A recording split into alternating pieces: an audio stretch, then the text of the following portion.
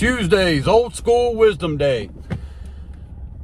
The simple truth your grandparents knew. The legendary Benjamin Franklin once said, energy and persistence conquer all things. That's not just a quote. It's the secret roadmap to true wealth. Here's the strategy. The world wants you to think building wealth is complicated, that you need to be a financial genius or a stock picker or a tech wizard or some shit. But your grandparents knew the simple truth. It's all about discipline. It's the unglamorous habit of living below your means and consistently saving a big chunk of your income. We at Cret Canvas suggest 50%. I know that sounds impossible for most people, but that's where side hustles come in, but I don't want to get off on that tangent.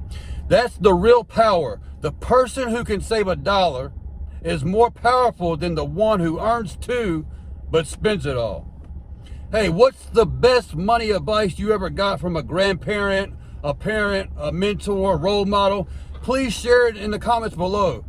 I would really love to have some more old school wisdom shared and have a little bit of engagement. Thanks for watching. I appreciate it. Love you. Praying for you. Thank you.